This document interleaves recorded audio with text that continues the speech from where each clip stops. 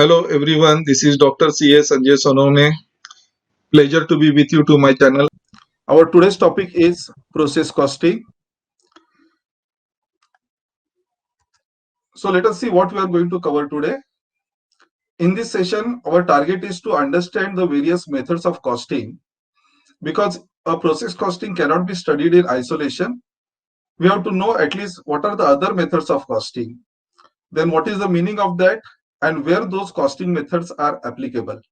So we'll have the brief introduction of that. And after that, we'll proceed to process costing. So we'll understand what is the meaning of a process costing, what the process costing means, and what are the features of process costing. And as a third part, we'll learn a practical aspect of process costing. So we'll learn a format of a process costing. So there will be a process account. And when we complete a process costing account, the basic accounting, then we will be having a three types of a combination of a problems which we are going to solve while sitting here only. The three combinations are that the process account is 100% transfer to the next process. This is the one type of a problem we are going to cover. The second type of a problem is whatever we produce the goods, fully it is not sent to the next process. Partly it is sent to the warehouse and partly it is sent to the next process. And third variety of a problem we are going to study is that whatever we have processed the goods, some part of those goods are sold in a market and the balance are transferred to the next process. Now, what we are not going to cover, that is also very important to know. We are not going to cover in this session, being a small session, we will not be able to cover what is joint products, what are the byproducts, which are very frequently used in a process costing. Then another kind of a thing is within the process, there are a transfer from one process to another at a profit. So that portion we are not going to cover. We call it as a inter-process transfers. Third one is equivalent units. Now this portion is applicable only for the MCOM and higher studies. At a BCom level, regular BCom level, we are not having this in our syllabus also. So we are going to learn when there is no work in progress, then how to solve the problem and what are the theories behind that. The next one is there are variety of a problem in a process accounts. So we are dealing with only process account. We won't be dealing with a process account with process stock account. Otherwise, it will create a lot of complication in a first session only if you are dealing with that. So that is outside our today's session. Additional material introduced. These are the new adjustments. And last one is ledgers other than process account. So other ledgers are there beyond the process account also. Something like a normal loss account, abnormal loss account, abnormal gain account. If we get a time, I will give a flashback of those. So these are the things which we are not going to cover in this session. Now let us start with what are the methods of costing available to us. There are many methods of costing, but I am just discussing only 8 in brief. Now, depending on your manufacturing activity or service activity, you have to select the method of accounting. Now, the first one is unit costing. Now, it is also known as output costing. Raw materials are used in a production, and as a result of continuous manufacturing activity, finished goods is produced. So what kind of activity we require? We take a raw material and immediately finished goods we are getting. So the operation process is very small. In one stroke only we are getting a finished goods. Now in those cases, we are applying a unit costing. The example of the industry is brickwork, television, breweries. So when you want to manufacture a brick, the raw material is available, workers are working on that, and immediately you get a finished goods. If so simple process is there, a single production level, then we apply a unit costing. Another type of a costing is job costing. It is also known as specific order costing. It is adopted by industries where there is no standard product, and each job or work order is done as per the specification which is different from the others. Now here we are undertaking a job to do. So examples are advertising, printing press, or automobile garage. Printing press, let us say we want to print some letterheads. So there is a specific job is given to us. We'll take the papers, then we'll have the designing of those, and then finally we'll be printing. Now every customer will have their own print letterheads. So here when we take the order for printing a letterhead, it is called as a job costing. Now why job costing? Because only for that work, what is the cost incurred, that we want to find out, and then we'll compare with our revenue. The difference is our profit.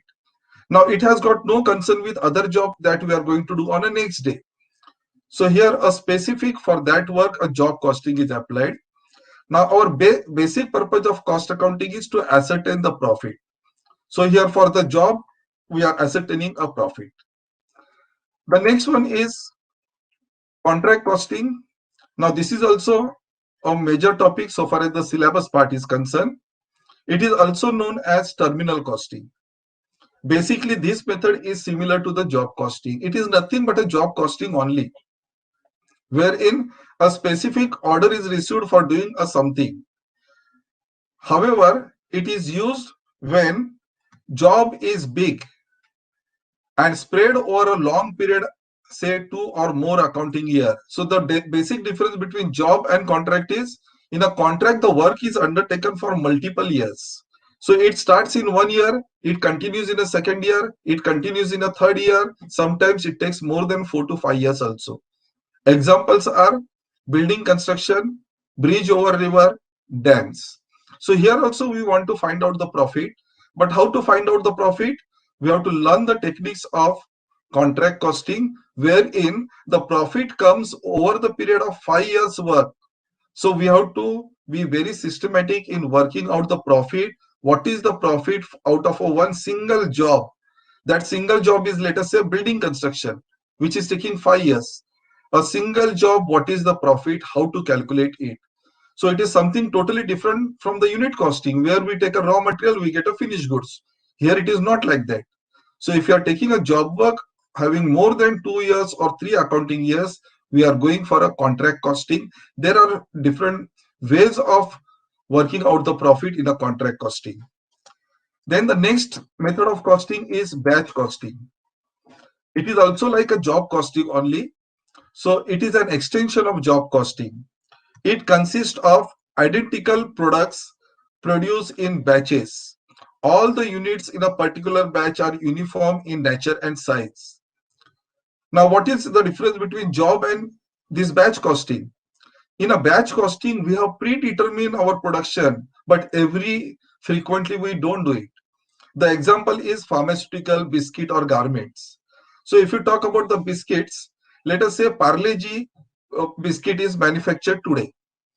Not necessary that tomorrow we'll manufacture Parle-G. After 15 days we'll manufacture. What these companies do, in a lump sum they manufacture the product and then they stop and then they do some other activity. So next day they will manufacture Monaco. Next day they will manufacture some other product, let us say Good Day. So here the production of first Parle-G is done on, let us say, Monday. Next production activity of Parle-G may come on Friday. Now this production done on Monday is called as a batch number 1. Production done on Friday is called as a batch number 2. So for every batch, there is a consumption of material, workers are employed, and sales are there. For Friday also the same thing is there. But here, as a cost accountant, we want to find out what is the profit earned on that specific activity on that day. So on Monday, whatever batch we manufacture, what is the profit out of that we are getting? What is the cost of that batch that we are going to work out? Now, in batch costing, we can see an example of a pharmaceutical also. Everywhere it is written batch number. In a biscuits also, it is batch number is written. So it indicates that this is manufactured in this batch. And batch wise, we want to calculate what is the cost, what is the sales value of that. Next one is a process costing. Now here, as we keep on studying the various methods of costing, we'll realize that these activities are totally different from each others. And there is no specific method of costing applicable for all the systems. So different methods of costing is applied depending on our manufacturing activity. Now process costing is the next method of costing. It is also called as a continuous costing. In certain industries, the raw material passes through different processes before it takes the shape of a final product. So here, the activity is such Not like that in the morning we take the raw material, by evening the finished goods is there. Now here the operation starts with a raw material consuming, and it takes a multiple days also and multiple places also to complete the activity. Now in future we'll take the example of this, but I will give one example of this is sugar, textile and oil refinery. In oil refinery, what happens is we want to, let us say, manufacture a coconut oil out of the coconut. So the first thing is that we'll purchase the coconuts, then we'll do the crushing work. Next process we can say we are extracting the oil from the coconut, and third process will be whatever oil we have got, we'll purify it, and after purification it will be worth consuming. So three processes are there. Now these places are maybe situated at different places also. So process one is carried out, let us say, near the Juhu area. Process two may be carried out in a Taloja, and process C may be carried out at third place. Now here the production is carried out with first raw material goes to 1, goes to 2, goes to 3, and they may be spread at different places. So here we are applying a process costing. In detail we'll study what is the necessity of the process costing. Next one is operating costing. Now, operating costing, this is the method used to ascertain cost of providing or operating services. For example, in a transport industry, the cost of passenger per kilometer. Now here, we are talking about a service industry. Like we travel in a bus, so we pay some fare for that. On what basis the fare is decided? The fare is decided on the basis of what is the cost of running a bus 1 kilometer. So what is the cost of running a bus for 1 kilometer? And then we are calculating per passenger what is the cost of running 1 kilometer. And based on that, our selling price is decided, fare is decided. So this is not like a unit costing, job costing we are calculating. Here the method is totally different from the normal what we think. Here it is a service industry, and where we work out what is the operation cost, and then we compare with what could be our selling price for that, what could be the service charges for this. So you can see that every industry is changing its features. Now next one is operation costing. Now this method is used where there is a mass production of repetitive nature involving a number of operations.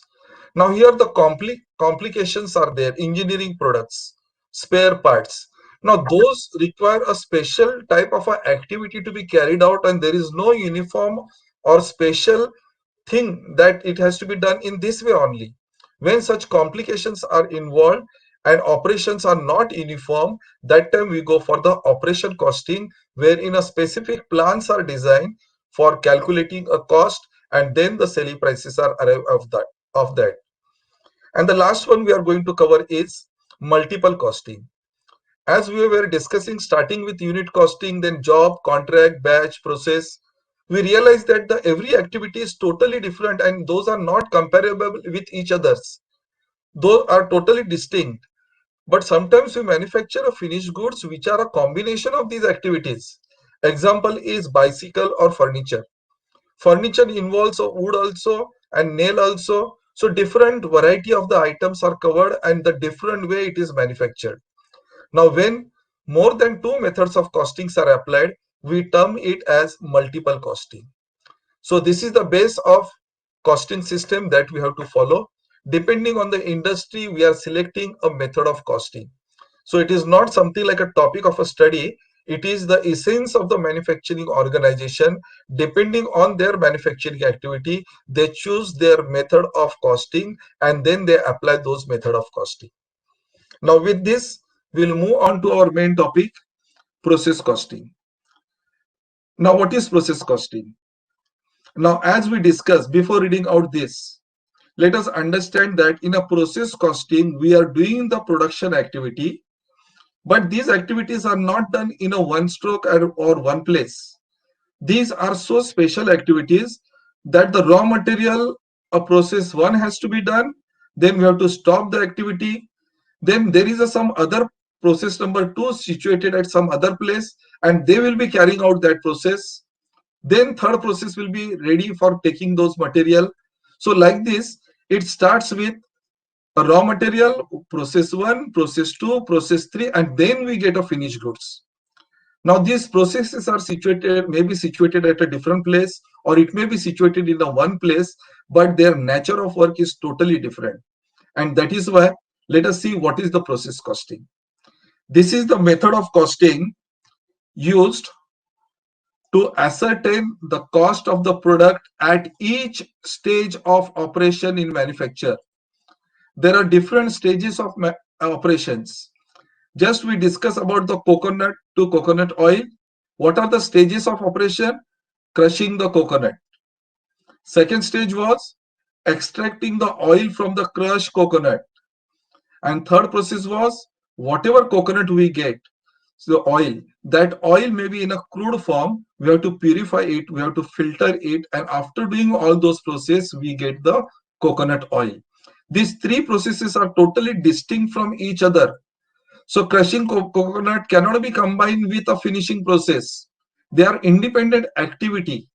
And when such independent activity is there, we have to deal with them independently, and every activity which we call as a process by number, process 1, process 2, we have to deal with their accounting separately.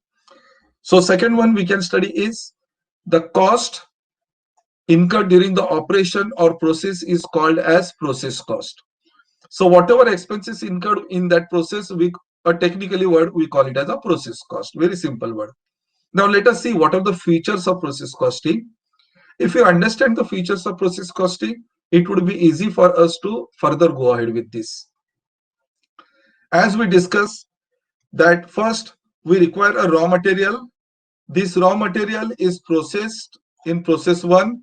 So we do some manufacturing activity. And after completing this manufacturing activity, these goods are sent to process 2. Then they will do some manufacturing activity. After that, these goods will be sent to process 3. They will do some manufacturing activity, and after that, it will be sent to finished goods.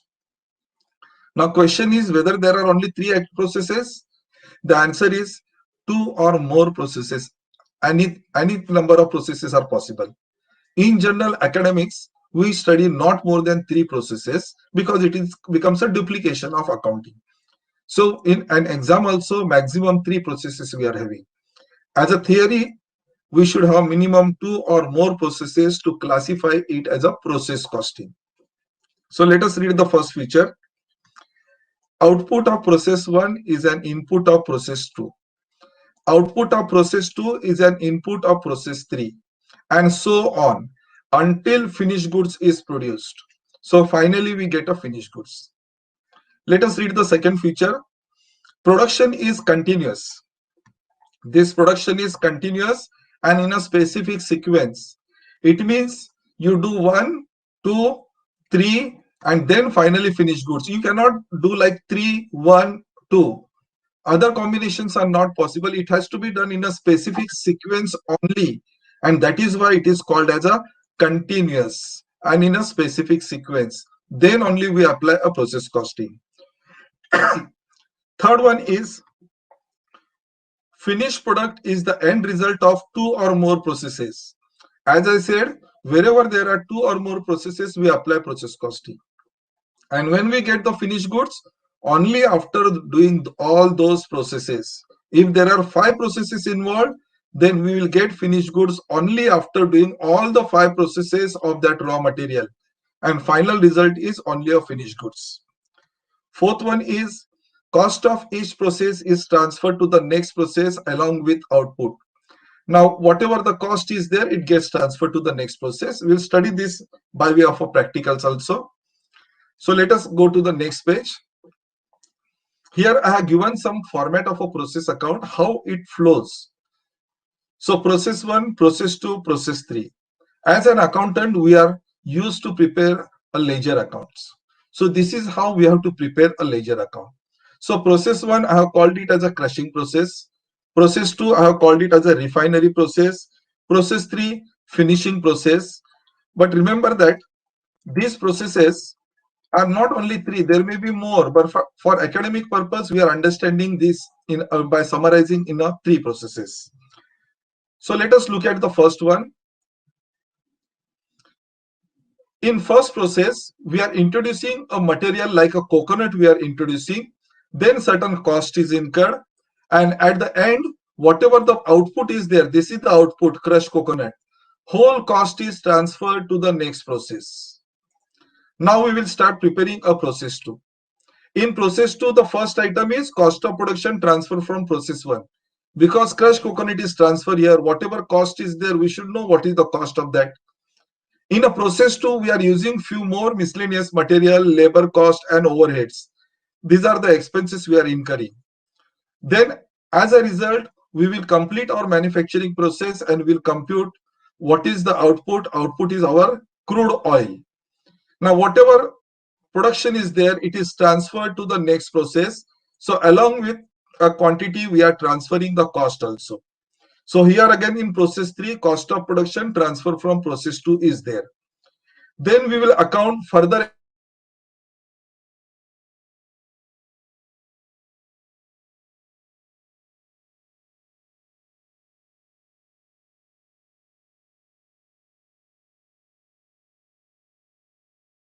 Now this is the cost of the product till end from process 1 to process 3. So let us briefly once again revise on this. Process 1, crushing. We have started with a raw material, coconut. We have done the process 1 account. When we do the process 1, we have incurred certain expenses. Automatically those cost is added. Result is crushed coconut. This crushed coconut is sent to the second process also. We are incurring some expenses on this.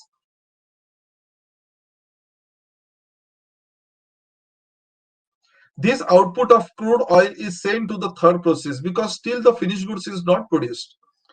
We have completed 2 processes. Now third process, it is sent to the process 3, where we will do a finishing work, filtration work, purification work.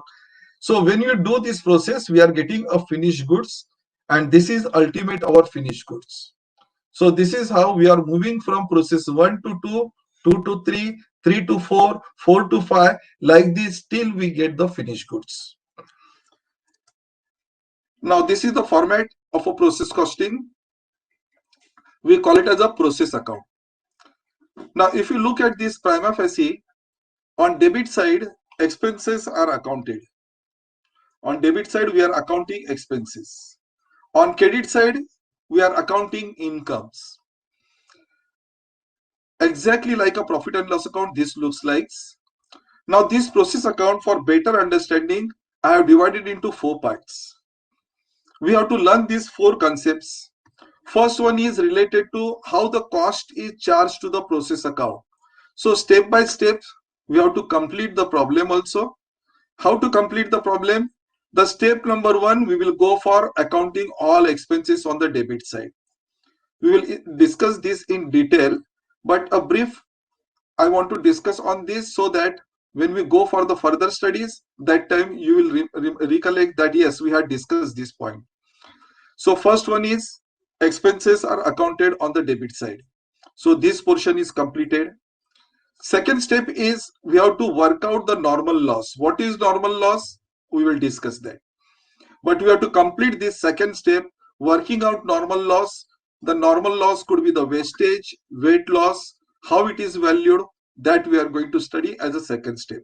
While solving a problem also, first you have to complete accounting expenses. Second one, you have to complete recording a normal loss. Now third step involved in process costing is you have to work out what is the abnormal loss or there is an abnormal gain. Either of this is possible, either loss or gain. But in our process, whether there is an abnormal loss or abnormal gain, that you have to work out. What is abnormal loss? What is abnormal gain? We are going to study. Just you are learning a basic steps, what we are going to do. And as a last, a fourth step is whatever we have done now, those are to be sent to the next process. This is the first assumption that everything will be sent to next process. Sometimes we send partly to the warehouse, partly to the next process. So this is the second variety of a problem which may come across, wherein the combination is given, then how to solve a problem. The third variety of a problem is there that whatever is manufactured, it is broken up into parts. Something is sold and something is transferred to the next process. So this is the third variety we are going to learn. So let us once again repeat on this. First, we are accounting expenses, material, labor, overheads. Then we are going for recording a normal loss, quantity, amount, everything we are going to discuss. Then we are going for abnormal loss or abnormal gain. And finally, whatever output is there, the outward of process production, where it goes, next warehouse, or it goes to next process, or it is sold in a market. Depending on the combinations, we are going to complete a process account. Now let us study this format with the use of some practical figures also. So on right hand side, I have written some figures. Mostly we are going to use these figures for understanding the contents of the process account. So prima facie process account, we have understood that there are accounting expenses, calculating normal loss, calculating abnormal loss, and then finally recording a outgoing of that. So let us take some practical figures so that understanding will become more easy. Now let us understand as to what practical problem we are going to take. Here we are talking about the how much material is introduced, what is the cost of the material per kg, then what are the miscellaneous materials we are using, labor cost that we are going to incur, what are the overheads we are going to incur in this process. And whenever there is a manufacturing process, always there has to be a wastage. Now wastage are of a two form. Both the adjustments we are going to learn here. One is a scrap loss, another is a weight loss. What is scrap loss? What is weight loss? We are going to study that. Still now we have not reached to the normal loss. What is normal loss and what the categories of a normal loss? But this is given in a question to us. Scrap loss is 10% and weight loss is 5%. Now whenever there is a scrap loss, there has to be a saleable value. Scrap loss means something you call as a bhangar. So you have to sell in a market. So you won't be getting the proper selling price, but you will get at least some miscellaneous revenue. Now that miscellaneous revenue is called as a scrap value. So we are going to study a scrap value valuation. And finally, in this production, we are provided with what is the actual output. So actual output is given 8,300. So with this, we are going to go further ahead with this. Now let us come to the format of a process account. We want to learn about the first expenses. So I have noted only those 4 items only. Now what are the expenses we are accounting? Basic category of expenses are in 3 parts: material, labor, and overheads. There may be many items given: direct expenses, production expenses. So those will be added in this. These are just illustrative list of item. Now when you prepare a process account, have you noticed that this process account consists of a debit and credit side? And on a debit side, not only the particulars and amount, but there is a unit column also. This we call as a quantity column. So there is a quantity column on debit as well as credit side. You cannot complete a process account without unit column. If you complete it, means you cannot work out only on this. So for preparing a process account, a quantity column is a must and amount column we are preparing. Now let us see how to fill these quantity columns and amount column, how these two columns are influenced by various items in a process account. We are going for our first step. First step is accounting expenses on debit side. So if I want to account the expenses on debit side, these are the 4 items I will have to write in a process account. Just now we have seen the example given to us, the data. These are the 4 expenses which are there. Let us first understand which item goes where, then we'll fill the figures. Material introduced is the first item. This is the root of the process account because the raw material is required. Without raw material, you cannot start the production. Now, when the raw material information is given, the 2 informations will be available. There is a quantity column and there is a amount column. How the quantity column will be filled? They will be informing to us that the 10,000 kilograms of material are consumed. How the amount column will be filled? Depending on what is the cost per kg of that raw material. We'll go further in this. The second item is our miscellaneous material. Now this miscellaneous material, there may be a quantity column, but mostly there won't be a quantity column. That is why we call it as a miscellaneous material. Miscellaneous materials means consumables. So you are manufacturing some iron parts, and in that you are using oil. Will the oil increase the weight of the finished goods? The answer is no. So here the consumables are used and then it goes away. That does not contribute anything in a finished goods quantity. Our raw material is a raw material. Whatever raw material we take, from that only a finished goods are processed, and all miscellaneous materials, those are not contributing in a finished goods. So let us read this line also properly. Miscellaneous material cost is having amount column only. There is no quantity. There is no quantity as these are consumables and do not add to the quantity of output. So whatever you are using these miscellaneous materials, those miscellaneous materials are not bringing into the finished goods quantity. So let us say when you are manufacturing a coconut oil, you are taken the coconut, the shell you are removing, you are washing it. Whether that water will constitute a part of your coconut oil? The answer is no. Water is used there and there only for cleaning purposes, consumables.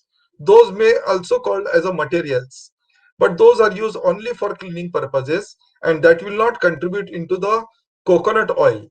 That water does not form part of the coconut oil. Your coconut oil production will not increase. It will remain same.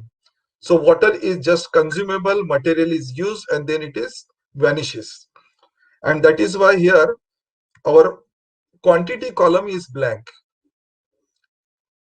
You can see that the quantity column is blank. On the amount column we are writing. So there is no contribution of a quantity so far as miscellaneous materials are concerned. Third part is labor cost and overheads. If you look at the labor cost and overheads, these are the expenses other than material do not have quantity columns. If workers are working and whatever remuneration you pay to them, that will not increase the coconut oil quantity automatically. That has got no relation. Those are just labors. Factory rent you are paying as overheads. So higher factory rent paid means doesn't mean that the coconut oil quantity will increase. Now this input and output are having no relations with labor and overheads. And that is why always we find that these columns are blank. Only we write a amount column because these are the expenses incurred. We are accounting all these four as expenses. And out of this, only material is the only thing which contributes in a quantity column. This we call as an input quantity. And there are no further input quantity in these three items. Now this is our material cost. Now let us see what we have already decided. This is the information we are going to use for solving a problem that we have already decided.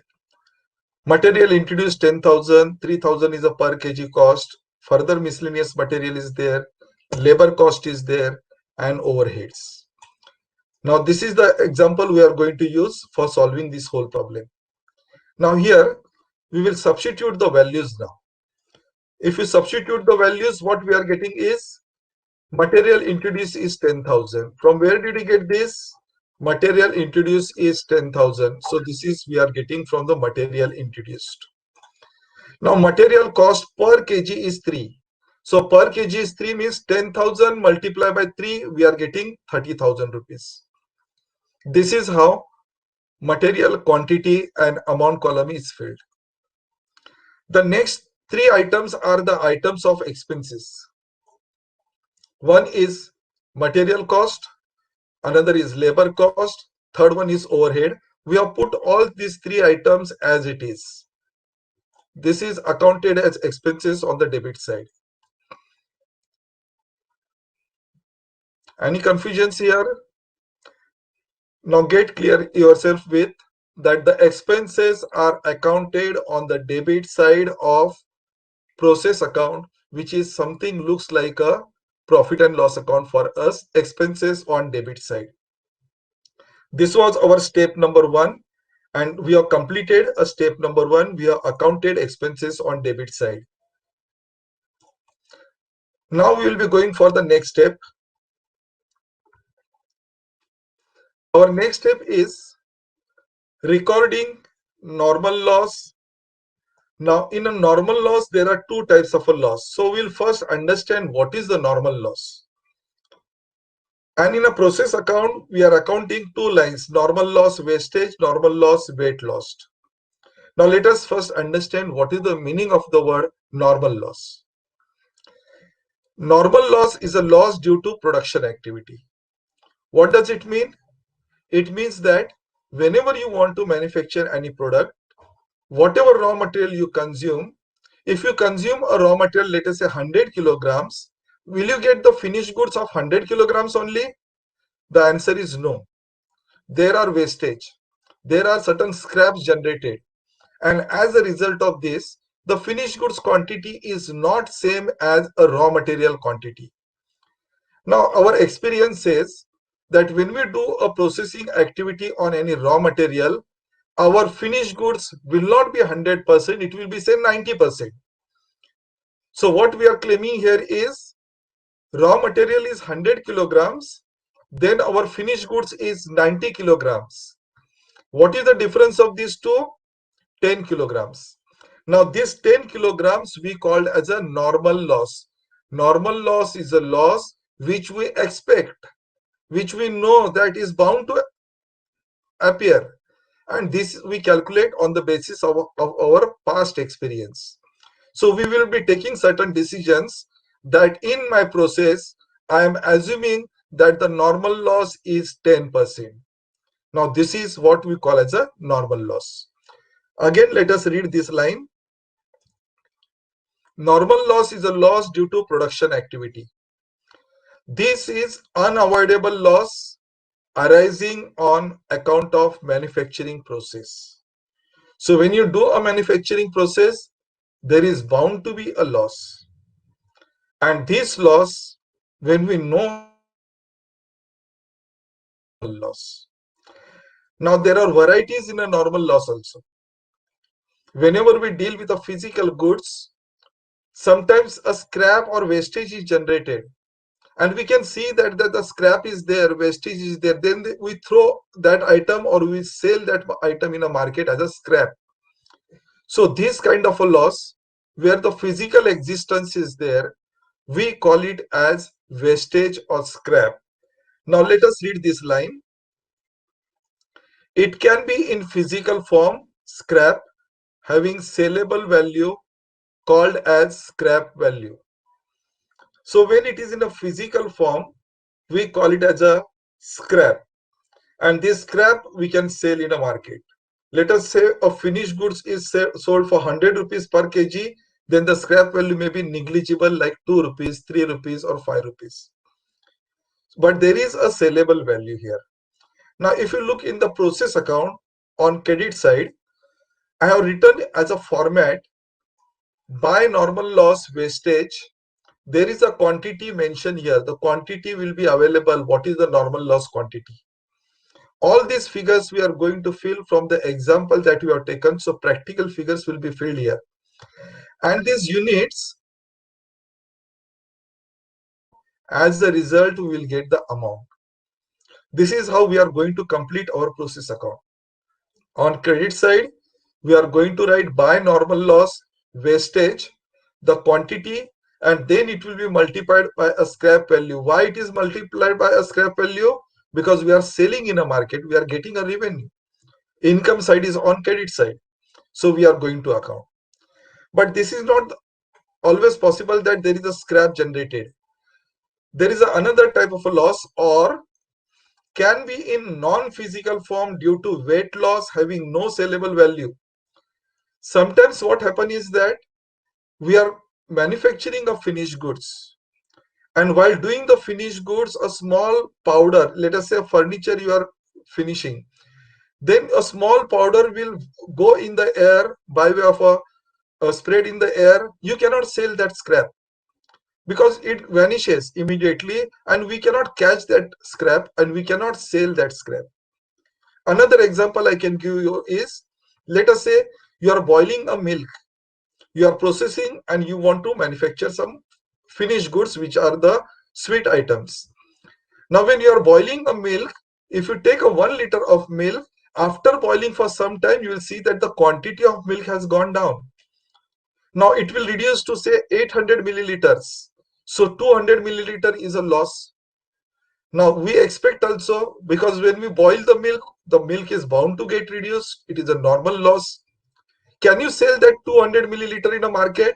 The answer is no. Why you cannot sell that? Because whatever loss has happened, that has vanished, that has gone in the air by way of an evaporation. Now you cannot catch that air and you cannot sell that air in a market.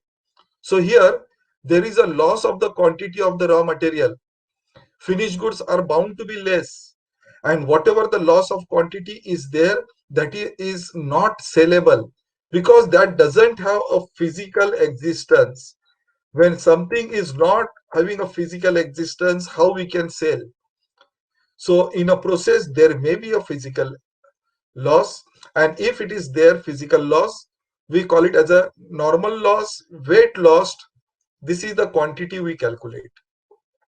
How much percent will be the weight loss? Say 5% or 20%. That will be given to us. And what is the valuation of that? How much value you are realizing out of selling that? Nil rupees. So it is confirmed that weight lost is having a sellable value as nil. It is having a nil sellable value. Nil value we cannot sell in a market having nil value. Now this is the concept of a normal loss. Once again to repeat, normal loss is a loss which occurs under normal circumstances, which we expect, which we cannot avoid, and this loss is bound to be there. And whatever normal loss is there, it can be in a physical form or it may not have a physical form. Whatever is in a physical form will be sold at a scrap value and amount will be received, that is our income. Whatever is not in a physical form, we cannot sell. There is a nil value that we are going to get out of it. Now, how the calculations are done? Scrap is calculated at percentage of input. Let us say 10%. In our problem, it is given as 10%. Then it is valued at a scrap value. In our problem, a scrap value is given as 1 rupees per kg. We'll see in the next slide. So we are going to calculate that. Then there is a weight loss calculated as a percentage of input and value is nil. Very simple to understand. The value is nil. So this was so far as the normal loss is concerned. Now we'll go for the next one. Whatever problem we have decided, exercise problem, the figures we have taken, all these figures we are going to utilize for filling this format. And we'll try to understand how to fill a process account, how to solve a problem on a process account. As I said, that the normal loss is accounted on credit side. Now in a problem, it is given to us that there is a scrap loss also and there is a weight loss also. So scrap loss is called as a wastage. This line, weight loss is a weight loss having no physical strain. Now 10% is a wastage, 5% is a weight loss. How it is calculated? 10% wastage. So this 10% wastage is calculated on your input quantity. Input quantity is 10,000 and 10% is a wastage. So 10,000 multiplied by 10% is 1,000 is your normal loss wastage. This normal loss wastage will come in a unit column. So it's very simple to calculate a normal loss wastage. 10,000 multiplied by 10%. So our one part is over, that you have calculated a unit. Now we have to calculate a amount column also. For calculating an amount column, we have learned that it is valued at scrap value. So 1000 units, that is, unit is a measure. So the real quantity is in kilograms. Unit is a general term used for the quantity. So 1000 kg is your wastage, sold at 1 rupee per kg. So our realization amount is 1000, and this 1000 is shown as amount. So you can see here the calculation 1000 multiplied by 1 rupee. So that gives us an amount of rupees 1000.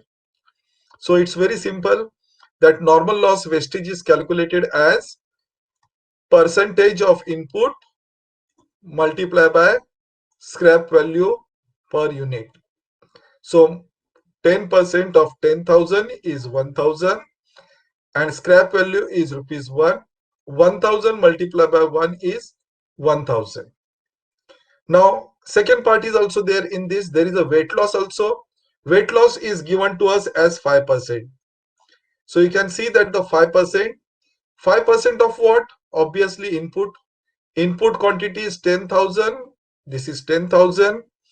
And 5% is your weight loss. Calculated figure is 500. So we are going to write here 500. So 500 is our weight loss. Now weight loss always have a nil sellable value. There is no physical existence. We cannot sell anybody the thing which we cannot see. So this is how we have calculated a normal loss with wastage, along with that with weight loss. So this was our step number 2. Recording normal loss, either scrap or weight loss. Normal loss is calculated as percentage of input and then multiplied by scrap value. So we have completed 2 steps. Step number 1, accounting expenses on debit side.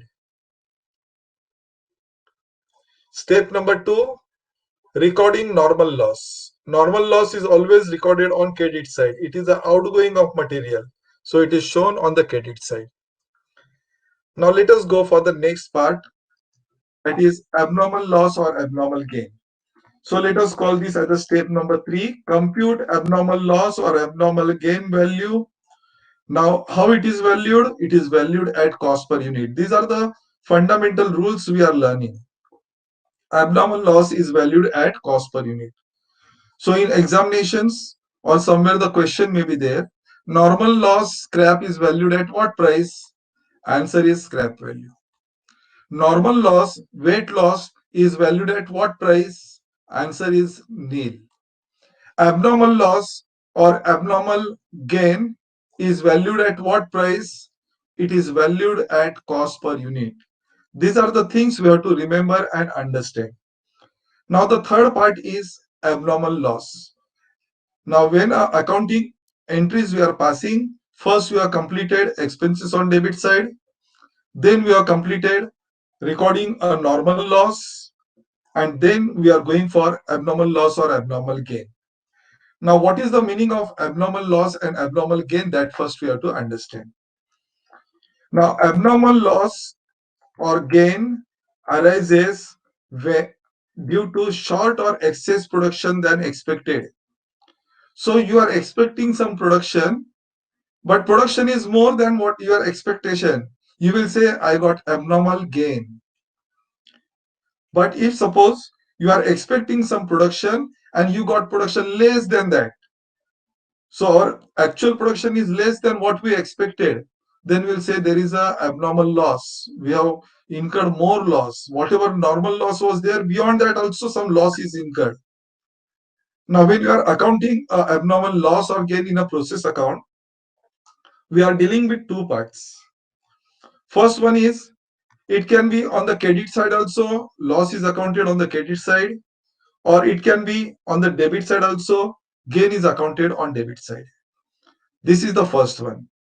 The second one is, we have to work out what is the quantity, we have to work out what is the amount. In both the cases, here also, quantity or amount.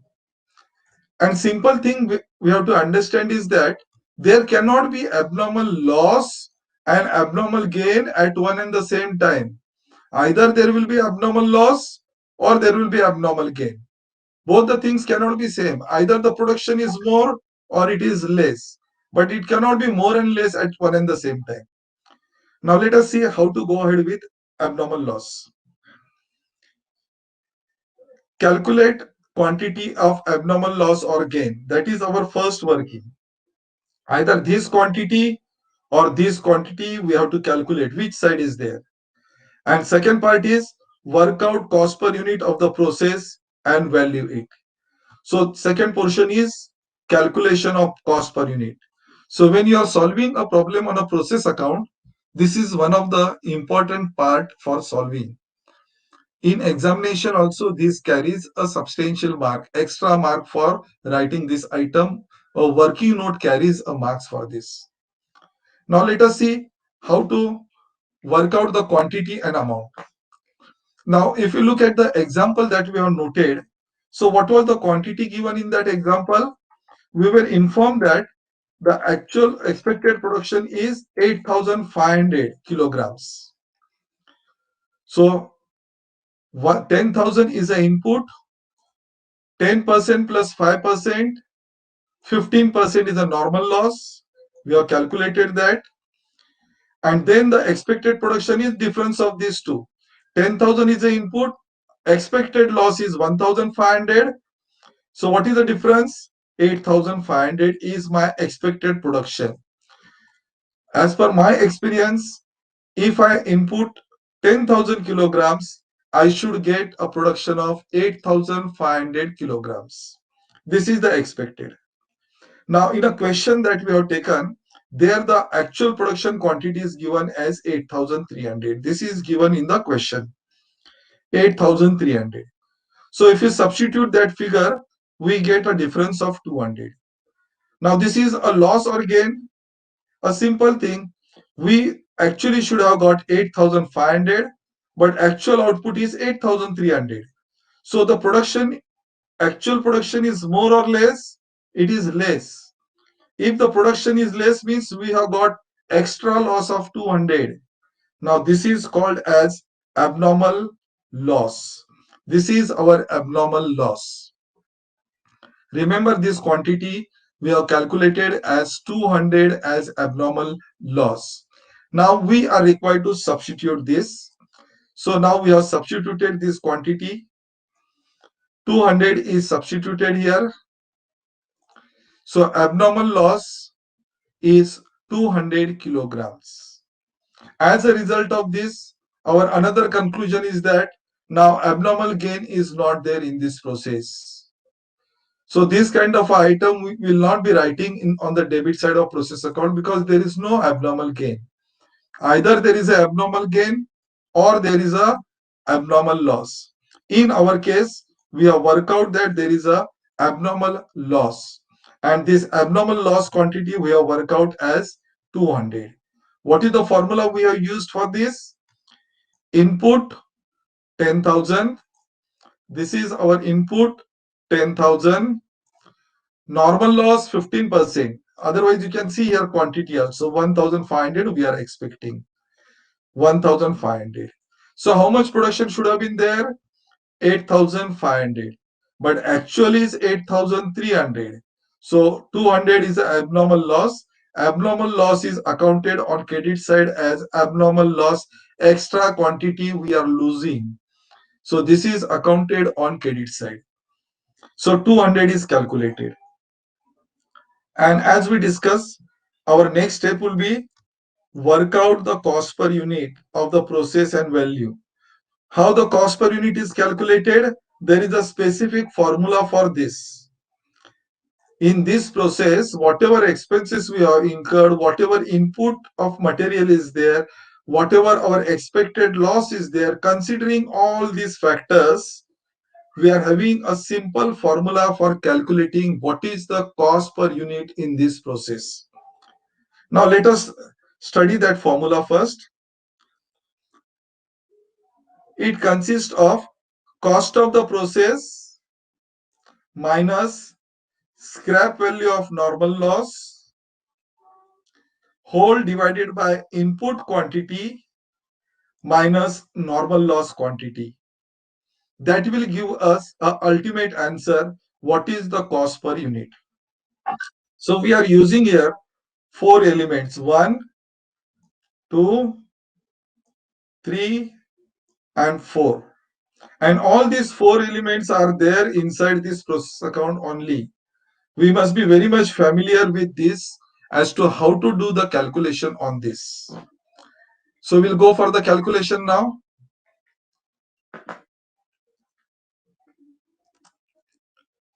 Now here the links are there. First part, cost of the process, correct? This cost of the process is calculated as total of all expenses incurred in a process is your cost of the process. There is no confusion in this. We are taking a total of expenses and calling it as a cost of the process. That is our first part we are going to calculate. What is the cost of the process is. Now let us see the second component, scrap value of normal loss. Now what is the scrap value of normal loss? Value means we are talking about rupees. Now this is the scrap value of a normal loss. Is it right? We are talking about a value 1000 rupees. The arrow is coming here.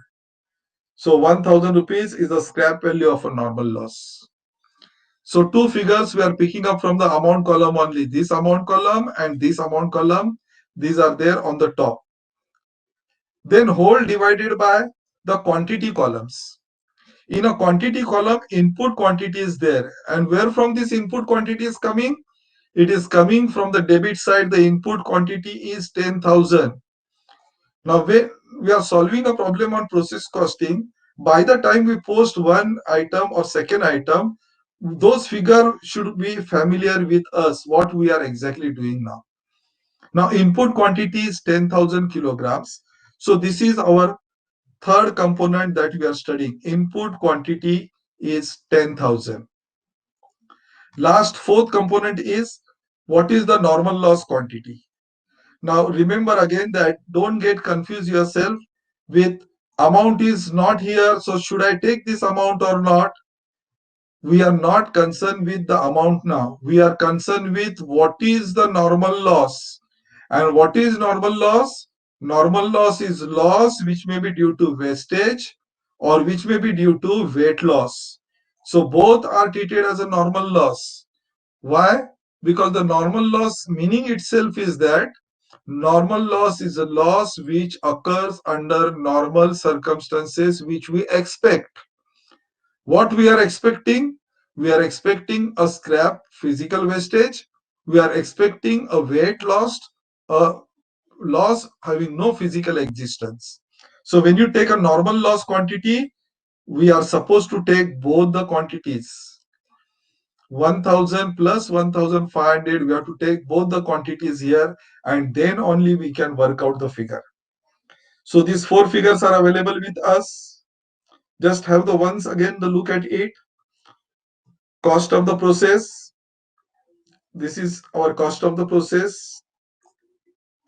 Scrap value of normal loss.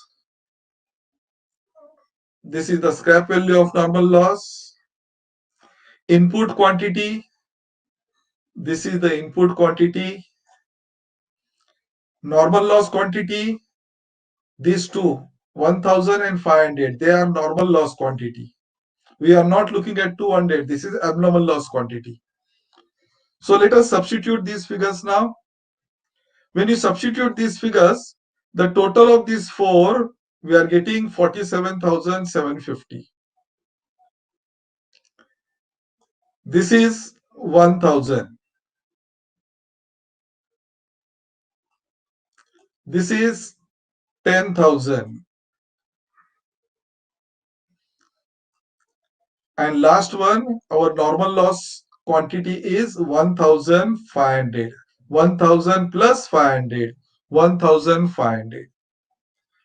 Now you have to be very cautious in doing the calculation also.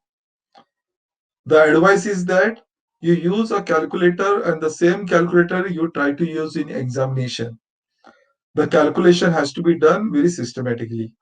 So when you simplify this equation, we are getting an answer here as 5.5. So 5.5 is our cost per unit. Now again, I'm repeating to you a one word. In cost accounting, unit is a technical word we are using for everything. So it may be kilograms, it can be meters, it can be number of units, or it can be liters, whatever may be the measure. This kilogram is called as a measure and this is called as a unit. So unit is kilograms. So cost per unit is now 5 rupees 50 paise. This calculation we have done. So let us summarize once again exactly what we have done in this. So in this, we have calculated first abnormal loss quantity. We were not knowing whether it is a loss or gain, but when we did this calculation, we realized that there is a abnormal loss. Abnormal loss is accounted on credit side. Then we went ahead for the calculation of a per unit cost because we are supposed to work out the value also here. This value is required to work out, and for that purpose, we have done the calculation of cost per unit. Cost per unit formula is this. This formula we are required to apply, and after applying this formula, we get the result. What is the cost per unit per kg? Now, in our case, we have got the answer. Cost per unit is 5 rupees 50 paise. Now, let us substitute this. If you substitute this 5 rupees 50 paise, 200 kilograms multiplied by 550, our answer is 1100, and this 1100 we have shown on the credit side. So as a step number 3, we are computing abnormal loss or gain quantity and value at cost per unit of the process. So that working is done now here. Abnormal loss quantity is 200 and cost per unit is 5 rupees 50 paise. The answer is 1100. Our step number 3, that is working step number 3, is completed. Now at this stage, out of 4 steps, 3 steps are completed. Now next one is depending in the question what is given to us. Whatever output is there, what happened to that output? Now the answer may be different for different process 1, process 2, process 3, because in a process specific information will be given to us what happened to the output. Now what happens to the output? Let us see what are the combinations possible here. So as we have decided, what we are going to cover in this session is, as a third part, we are going to learn a format of process account with multiple type of combinations. Now whatever output is there, that output, now we can see that this is the actually output we are having, actual output, production 8300. Now what has happened to that? So one possibility is that the whole 8300 we are going to transfer to the next process. So in a question, it will be mentioned to us that the 100% output is transferred to the next process. So we are going to complete a process account on the basis of that information. This is a one variety of a problem. We will not immediately continue with the solving it, but we'll see what is the other possibility of giving in examination. The other possibility is that whatever 8300 we have manufactured, the whole is not transferred to the next process. Only 80% is transferred to the next process and 20% of this is transferred to the warehouse. When it is transferred 20% to the warehouse and 80% to the next process, how will you close the process account? That we are going to learn in a process account, how to prepare a solution for this. Now third combination, in a problem, rather than giving this kind of a problem, they may give us the problem to us by saying that 20% is sold in a market and 80% is transferred to the next process. This is a third variety of a problem possible in a process account. Partly sold and partly transferred to the next process. Now, we will try to understand these three one by one. But before that, let us come to our original slide, which we are having this. This is the slide we were having before we are discussing about the various combinations. Now, our first combination was 100% are transferred to the next process. Needless to say that the solution which we have arrived in three parts. First part, calculated cost, accounted expenses on debit side. This was step number 1. Will remain same. Normal loss calculation we have done, that is also same. Abnormal loss we have calculated, third one calculation is done. Problem is completed up to 3 steps. Now we are looking for the information what happened to the output. And in a problem it is given to us that this output is 100% transferred to the next process. So what is informed to us? The whole output of 100% is transferred to the next process. And if that is the case, let us see how to record this transaction. 100% transfer to next process means it will appear on credit side. Now this is the accounting effect of this.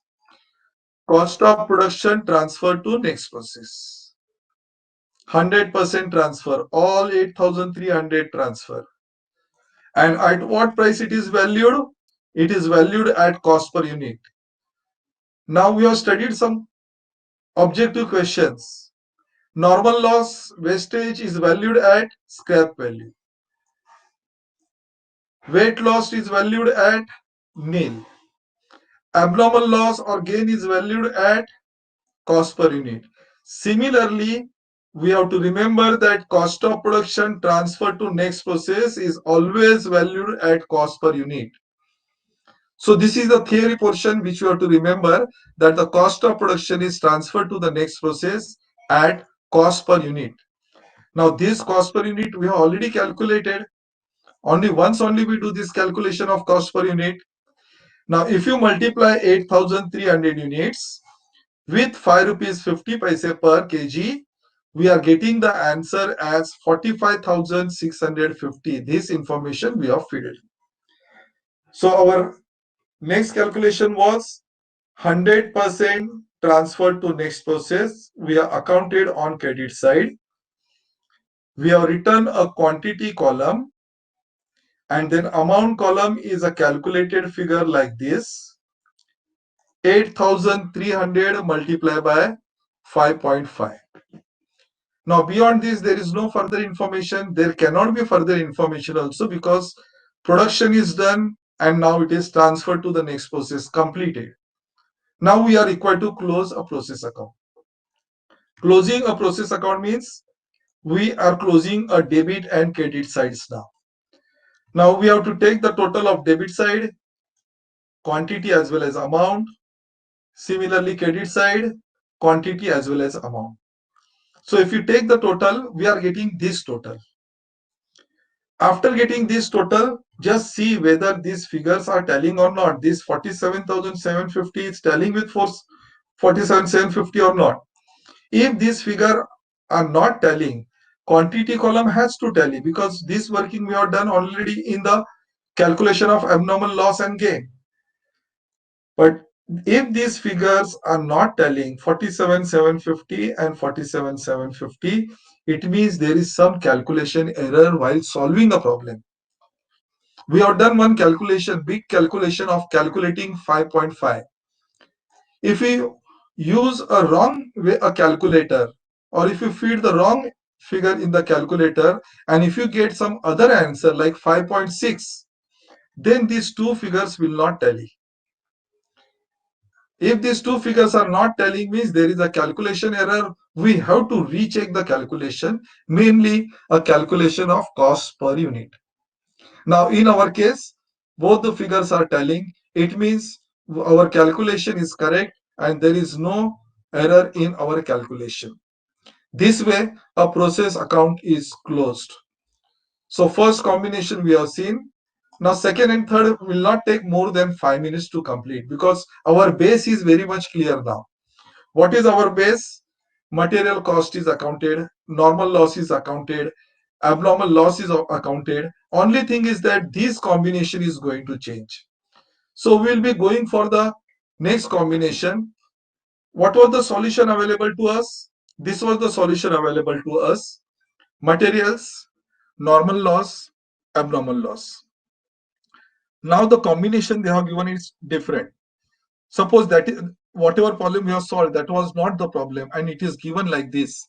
20% is transferred to the warehouse and 80% are transferred to the next process. So two combinations are given. Then how to give the effect of this? The simple thing is that account on credit side like this. So 20% is 1660, transfer to warehouse, we'll write cost of production transfer to warehouse. And remember that it is always valued at cost per unit. So it has to be valued at cost per unit. 1660 multiply by 5 rupees 50 paise. The calculation is done here also. 1660 at the rate 5.50 9130 is the answer in the amount column. The quantity is 20% and 80%. This 80% quantity multiply by 5 rupees 50 paise, we are getting the answer 36,520. See, the calculation is done here. Now this way we are taking a quantity and then we are multiplying by the cost per unit. The ultimate results we are getting. Now our next step, we will close the process account. Similar like the earlier we have done. If you take the total of debits and total of credit, we are getting these as a totals. Now here also we can see that debit total amount is same as credit total amount. Remember that these two figures must tally. If this is not tallying, then there is some calculation error. We have to check the calculation error of cost per unit and then we have to do the working. Now here both the figures are tallying. Now surprising to us is why always these figures are tallying. The simple answer for this is there is no sale activity within the process. Only transferring cost, so it has to balance. Whatever balance cost is there, we are transferring to the warehouse or process. So in these cases, whenever there is no sale in the process account, these two debit and credit column must tally, and as a result, we can say that the process account is tallying. There is no difference. There is no calculation error. Now we can go for the third combination now. What was the third combination we have decided? Third combination is that in a problem it is given to us that 20% are sold and 80% are transferred to the next process. This is a third variety of a problem we are taking. So first problem may be given to us as 100%. Second variety of a problem that we can practice is partly transfer to warehouse, partly transfer to next process. A third variety of a problem is that part of the processed goods are sellable in a market, so let us sell in a market. And our next process do not require that much quantity, so give them only 80%. Now these are the decisions of the management that whatever intermediate goods are there, which are not finished goods as per our liking. So what example we had taken? Coconut and coconut oil. It is not a coconut oil, but a crushed coconut is there. We can sell in a market crushed coconut for making the sweets, say a coconut burfi. So for that purpose also we can sell the coconut. So here there can be a sale in between. Now we are studying a third category wherein partly the items are sold and partly it is transferred to the next process. Now how to record this in a process account? Same way. Sale account is accounted as on credit side as buy sales. But remember here that it is valued at sale price. It is not valued at cost per unit because there is a specific sale price is there. So we are accounting at a sale price. What is the quantity? 1660. This quantity we have recorded. Multiply by 7. So our answer is 11,620. Now next one is transfer to next process. 80% we have accounted same way, just like earlier calculations. 6640 multiplied by 5.5, we will get this answer. For better understanding, the calculation is once again given here. 1660 multiplied by 7 rupees, 11,620. It is accounted here as 11,620. 6640 multiplied by 5.5, 36,520. It is accounted as 36,520. So accounting effects are given now. After giving the accounting effects, what is our next step? Close the process account. We have to close the process account. So closing the process account means taking the total of a debit quantity column, taking the total of the debit amount column, taking the total of the credit quantity column, taking the total of the credit amount column. When we finish with the totaling, this is the result we are getting. When you compare this result, there is a difference in this total. These two totals are not tallying. So when you do a calculation, first you have to check whether the difference is there or not. Now in this case, there is bound to be a difference in the total column only for the reason that you are selling for 7 rupees the goods which have costed you 5 rupees 50 paise. So there is a profit margin involved in this. And if you look at the debits and credits, credit side is more. So if you work out the balancing figure, we are getting this as a balancing figure. 2490 is a balancing figure. We will account on the debit side. Now these totals will tally. The difference is calculated as 2490. This is nothing but a profit which we have earned in this process. So 2490 is accounted on debit side and it is transferred to which account?